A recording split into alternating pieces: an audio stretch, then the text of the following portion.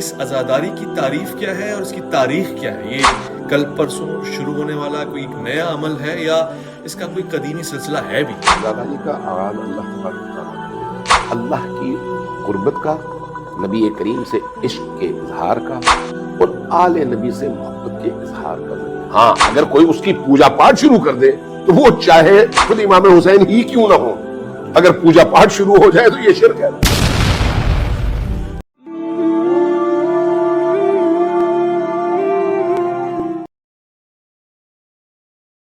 سلامتی ہے ان آنکھوں پہ جو ہدایت پہ نظریں جمائے بیٹھی ہیں، ان کانوں پہ جو ذکر خیر کے منتظر رہتے ہیں، اور ان قدموں پہ جو ہدایت کی راہ پہ گامزن ہے۔ السلام علیکم ورحمۃ اللہ وبرکاتہ۔ جہاں محرم الحرام کا آغاز ہوتا ہے، عاشور سے نزدیک ہم ہوتے جاتے ہیں، وہاں ذہن میں بے شمار سوالات بھی پیدا ہوتے ہیں۔ کچھ سوالات اشکال کی صورت میں جنم لیتے ہیں جب اپنے آس پاس آپ ایک نئی اصطلاح کا استعمال ہوتا ہوا سنتے اور دیکھتے ہیں۔ عزاداری، یہ کیا چیز ہے؟ کس سن میں اس کا آغاز ہوا ہے؟ کب سے اس کی ابتدا ہوئی ہے اور آخر اس کا مقصد اور حصول کیا ہے؟ آج برصغیر پاک و ہند میں جس طرح سے یہ ہوتی ہے، کیا یہی انداز سنتی انداز ہے یا صحابہ کرام اور اہل بیت کے درمیان بھی اسی طرح سے قابل قبول ہے؟ میں عزاداری کے ان پیچیدہ ترین عنوانات کو آج لے کر آیا ہوں کہ جن پہ شاید بات کرنے کے لیے بڑا حوصلہ اور جرأت چاہیے ہوتی ہے، مگر احترام اور تقدس کے دامن میں آج ہم ان پہ سوال بھی کریں گے اور ان کا جواب بھی لیں گے۔ میں آج کے اس پروگرام میں خوش آمدید کرنا چاہتا ہوں۔ میرے پاس اس خطے سے تعلق رکھنے والے ایسے عالم دین اور ایسے ثنا خان اور نوحہ خان موجود ہیں جو قدیمی انداز سے علم، تحقیق، تدریس اور پھر رسم، روایت، رواج کو لے کے چل رہے ہیں۔ خوش آمدید کہتا ہوں، پروگرام میں تشریف فرمائے، عالم دین ہیں، مبلغ ہیں، علامہ امین شہیدی۔ السلام علیکم ورحمۃ اللہ۔ وعلیکم السلام۔ میں خوش آمدید دیتا ہوں بہت ہی قدیمی اندازی، ایک ایسا مزاج، ایک ایسا ریت اور ایک ایسا خوبصورت معروف لب و لہجہ ہے جو شیعہ کمیونٹی میں سچے بھائی المعروف نعت خواں، ثنا خواں، نوحہ خواں اور مدحہ خواں، جن کے لیے آج بھی کہا جاتا ہے کہ تقدس اور نفاست کے انداز سے عزاداری کو منعقد کرتے رہیں، لوگوں کے دلوں میں ایک مقام، ایک حیثیت رکھتے ہیں، مگر آج ان کی نمائندگی کریں گے، ان کے شاگرد ہیں اور پاکستان میں مختلف مقامات پر ایک خاصا ایک شہرت رکھتے ہیں، تابش مہدی ترمیچی صاحب۔ السلام علیکم ورحمۃ اللہ۔ وعلیکم السلام۔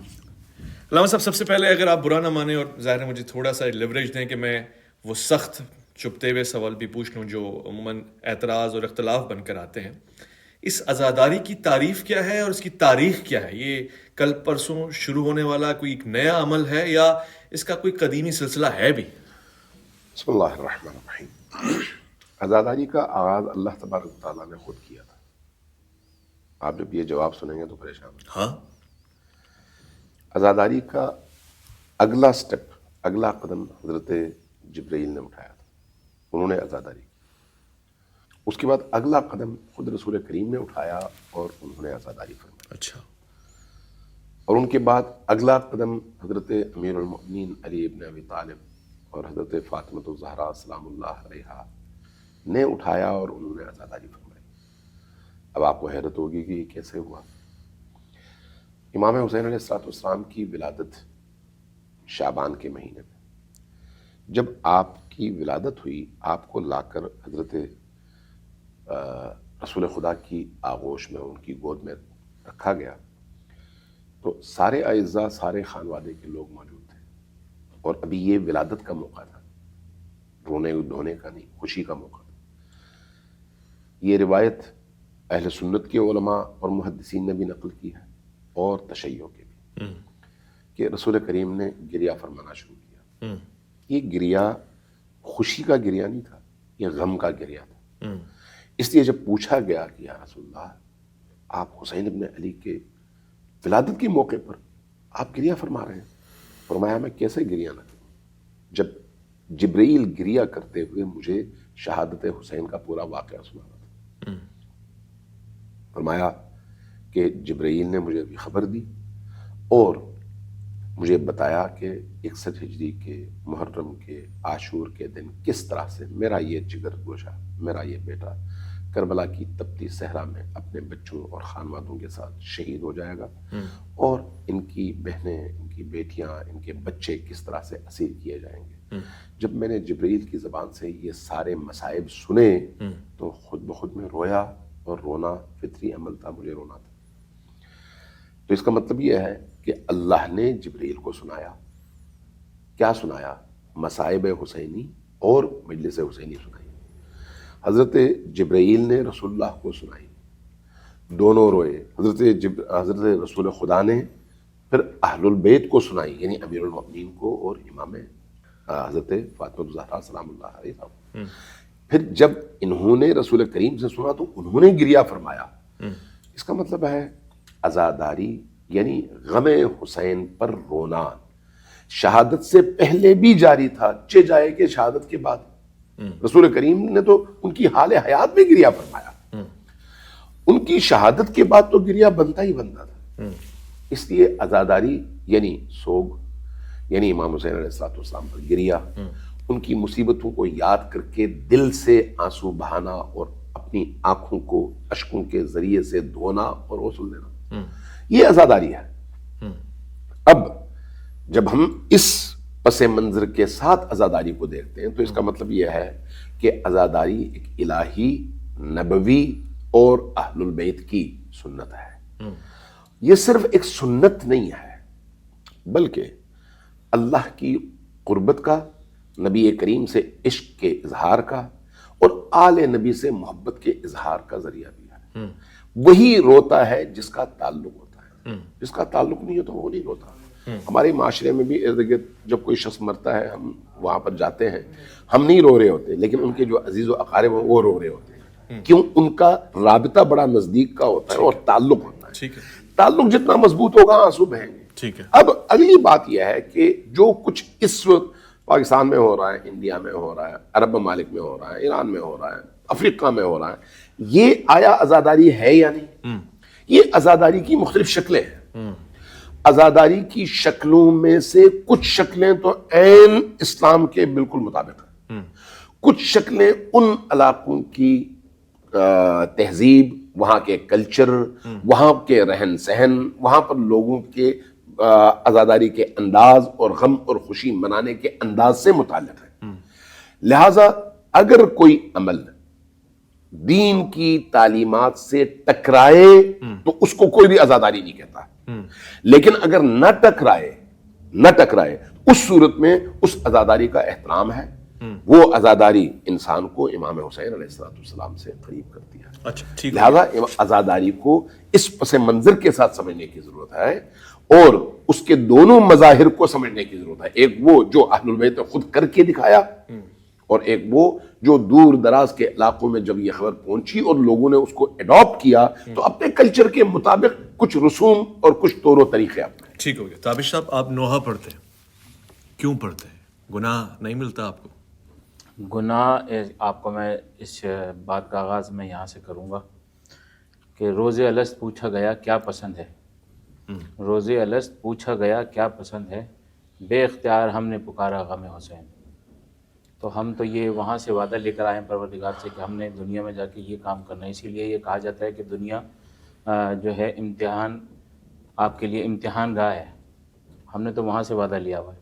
اچھا، یہ اس بات کے علاوہ سب کوئی سند موجود ہے کہ ہم نے وہاں سے وعدہ لیا ہوا ہے، اور اسی عزاداری کا ایک حصہ ہے ماتم، نوحہ۔ آپ اس سے متفق ہیں جس انداز سے معاشرے میں سر عام سینہ کو بھی کی جاتی ہے، یا زنجیر، یا اس کے علاوہ خود کو ہلاک کیا جاتا ہے؟ کیا اسلام اس کے منافی نہیں ہے؟ کیا اسلام اس لیے آیا تھا؟ دیکھیے، اپنے کسی مرنے والے پر غم اور چیز ہے، رسول کریم اور ان کے اقربا کا غم اور چیز ہے، دونوں میں فرق ہے۔ آپ کو اپنی زندگی کے معاملات میں صبر کا حکم دیا گیا ہے کہ وہاں پر تم صبر کرو، اللہ پر، اللہ کی تقدیر پر۔ لیکن جہاں پر نبی کریم کو دکھ اور تکلیف پہنچ رہی ہو، اس تکلیف پر صبر نہیں، اس پر آنسو بہانا پڑتا ہے، اور یہ ایمان کی علامت بھی ہے۔ احد میں حضرت امیر حمزہ شہید ہوئے، اور ان کے علاوہ بھی تقریباً 70 کے قریب مسلمان شہید ہوئے۔ جس گھر میں لاش گئی اس گھر میں ماتم برپا تھا۔ تاریخ کہتی ہے, یہ تاریخ کسی شیعہ مولوی نے ذاکر نے نہیں لکھی, تاریخ کہتی ہے کہ ہر گھر میں گریا ہو رہا تھا, رسول کریم نے افسوس کے ساتھ فرمایا فَأَمَّا الْحَمْزَةُ لَا بُوَاكِيَ لَهُ, حمزہ پر گریا کرنے والا کوئی نہیں ہے. جب آپ کی زبان مبارک سے یہ جملے نکلے, یہ جملہ نکلا, تو ان تمام خواتین نے اپنے عزیزوں کی لاشوں کو چھوڑا, حضرت امیر حمزہ کی طرف آئیں اور وہاں پر گریا کیا, ماتم کیا, نوحہ پڑھا. رسول کریم کے اپنے دور میں ہوا. خود رسول کریم کے حوالے سے مسلم کی اور بخاری کی روایت ہے کہ جب رسول کریم کا ارتحال, آپ کی رخصتی ہوئی, آپ یعنی دنیا سے تشریف لے گئے, تو حضرت ام المومنین عائشہ اپنے رانوں پر ہاتھ مار کر رو رہی تھیں. اچھا, ٹھیک ہے, یہ بخاری کی روایت ہے نا. اب میں اگر آپ کو وہاں سے مثال دے رہا ہوں تو اس کا مطلب یہ ہے کہ نبی اور آل نبی کے گھرانے کے ماتم اور اس طرح کے دکھ اور درد میں غم کی کیفیت تاریک کرنا اور اپنے آپ کو اس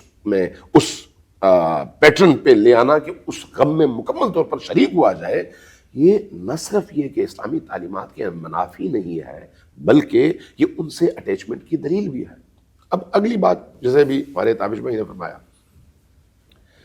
روز الست, اللہ تبارک و تعالیٰ نے مخلوقات سے کچھ وعدے لیے ہیں یا نہیں قرآن کے مطابق, ان سے کچھ چیزیں پوچھی ہیں یا نہیں, جن لوگوں نے ایمان کا اظہار کیا ان کو ان لوگوں سے یا ان مخلوقات سے الگ کیا ہے یا نہیں جنہوں نے اس پر ایمان کا اظہار نہیں کیا. یہ قرآن کی آیات ہیں, جا بجائیں. اب وہ ایک لمبا ٹاپک ہے, اس پر تفصیل سے میں نہیں بات کروں گا ابھی, کسی اور موقع پہ اسی پر پروگرام رکھیے گا, پھر انشاءاللہ تعالیٰ بات کرتے ہیں. روز الست, جس چیز کی اللہ نے لوگوں سے جس چیز کا امتحان لیا وہ کیا ہے؟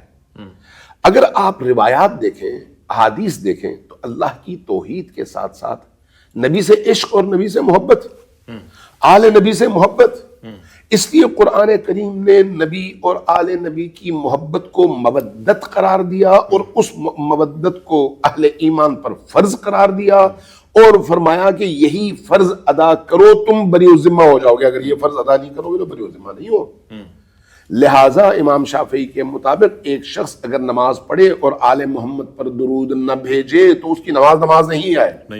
تو اس کا مطلب یہ ہے کہ اہل البیت سے محبت ایمان کا تقاضا ہے.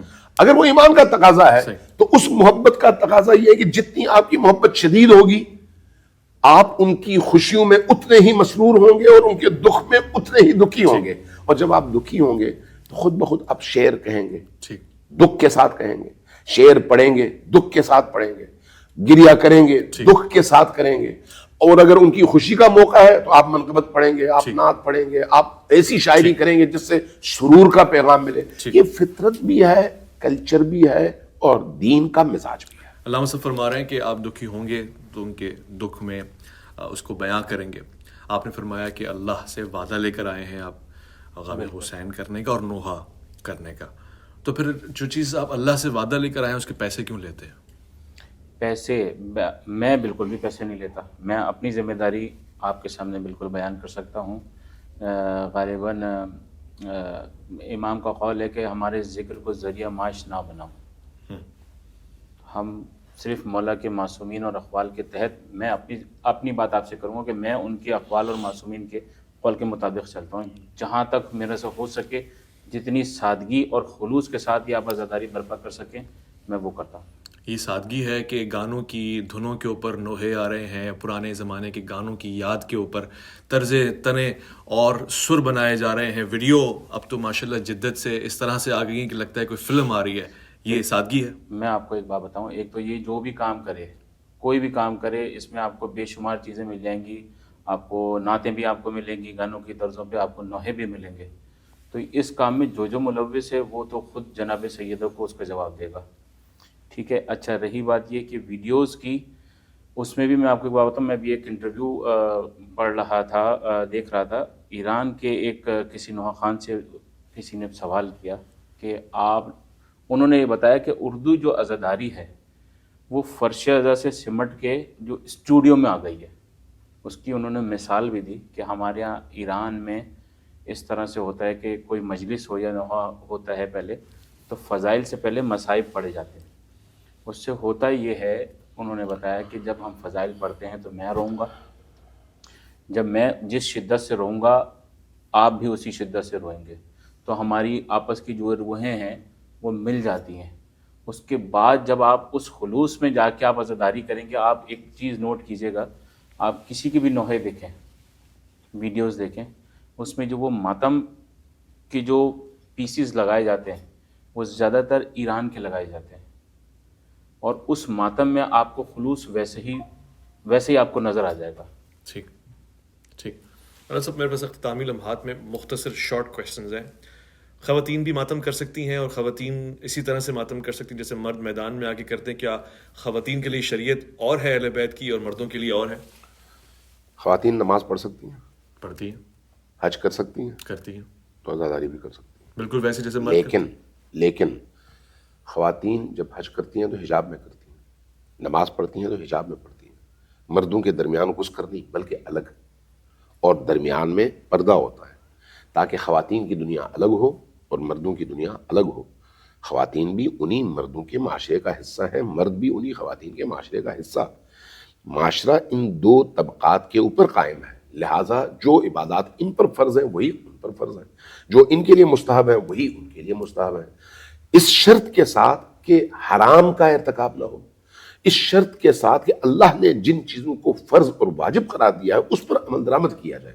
لہٰذا خاتون اگر حجاب میں ہے, خاتون اگر خواتین کے درمیان میں ہے, خاتون کی آواز اگر نامحرم تک نہیں پہنچتی تو وہ جیسے چاہے عزاداری کرے, کوئی اعتراض نہیں ہے. ٹھیک ہے. لیکن اگر نوحہ بھی اسی طرح سے, یعنی آواز دیکھیں, آواز ہمارے اور احناف کے درمیان ایک فتویٰ کے حوالے سے فرق ہے کہ مکتب اہل البیت میں عورت کی آواز بھی نامحرم ہوتی ہے. لہٰذا اگر عورت بات کرے تو اس کو حکم یہ ہے کہ اپنی بات میں کرختگی لاؤ, نرمی سے بات نہ کرو. ٹھیک, کیوں؟ اس کا ایک اپنا احترام اور ادب ہے تاکہ سامنے والے کے دل میں اس کے لیے کوئی ایسی کیفیت پیدا نہ ہو.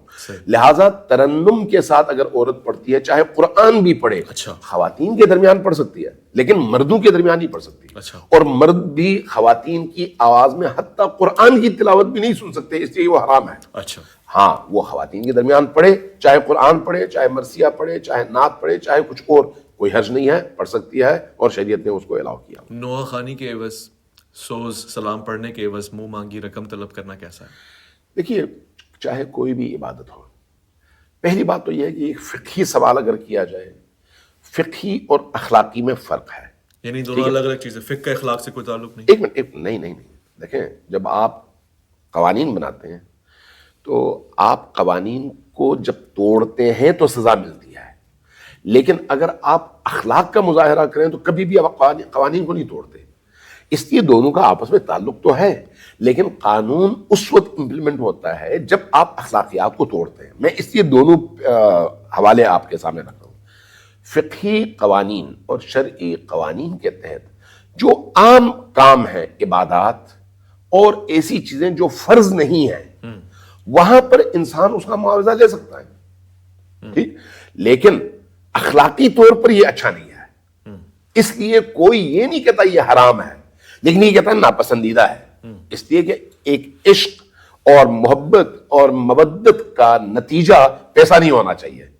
لہٰذا اس کو اخلاقی اعتبار سے الگ رکھنے کی ضرورت ہے, فقہی اعتبار سے الگ رکھنے کی ضرورت ہے. آپ اگر حرام اور حلال کی بات کریں گے, کوئی یہ نہیں کہے گا حرام ہے, لیکن جب آپ اخلاقیات کی بات کریں گے, کہیں گے یار میں حسین کا عاشق ہوں, عشق کی قیمت نہیں ہوتی, عشق کے پیسے نہیں لیے جاتے. ہاں, اب اگر کوئی شخص دور کا سفر کرتا ہے, 1000 کلومیٹر اس نے سفر کیا ہے, جہاز کا اس نے سفر کیا ہے, اب اگر وہ بانی مجلس اور وہ میزبان اس کو اس کے رستے کا خرچہ دیتا ہے, 2-4 پیسے اس کی جیب میں بھی رکھ دیتا, کوئی حرج نہیں ہے, لیکن وہ شرط کر کے نہیں آ سکتا.